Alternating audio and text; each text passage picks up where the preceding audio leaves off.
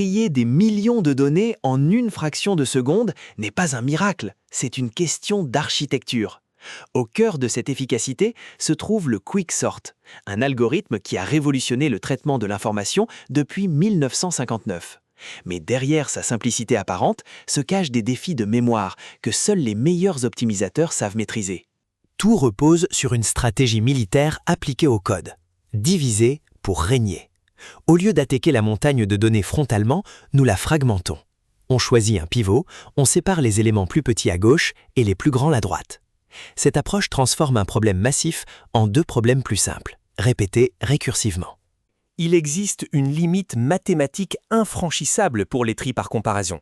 La théorie de l'information nous dit que pour distinguer une permutation unique parmi n factorielles possibilités, nous devons effectuer au moins n log n comparaisons.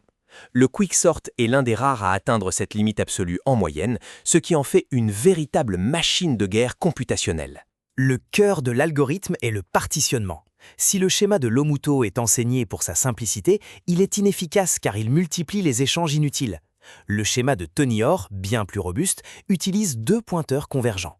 Bien qu'il effectue 3 fois moins d'échanges en mémoire, il reste soumis à la complexité de n log n.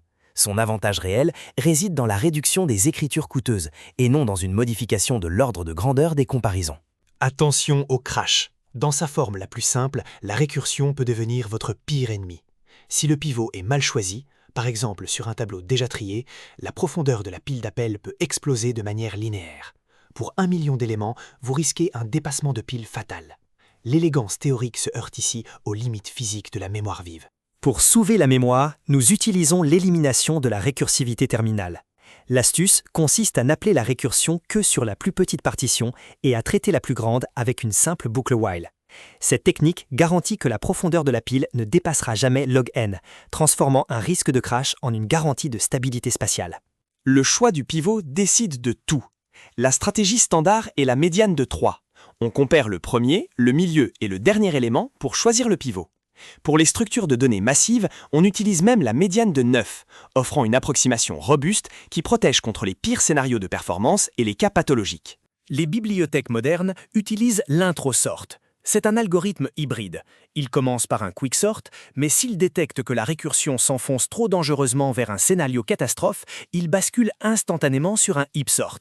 On obtient ainsi la vitesse moyenne du quicksort avec la sécurité absolue d'une complexité garantie en n log n.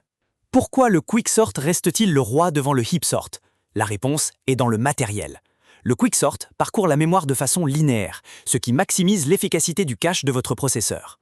Le heapsort, lui, saute d'une adresse à l'autre, provoquant des attentes mémoire coûteuses. Dans le monde réel, la proximité des données est souvent plus déterminante que le nombre pur d'opérations. L'évolution continue avec le Dual Pivot Quicksort. Contrairement aux idées reçues, cette variante effectue souvent plus de mouvements de données que la version classique. Pourtant, elle est plus performante car elle réduit drastiquement les échecs de cache. En scannant des blocs de mémoire plus efficacement, elle tire le meilleur parti des processeurs contemporains, prouvant que l'héritage de Tony Hoare reste inégalé.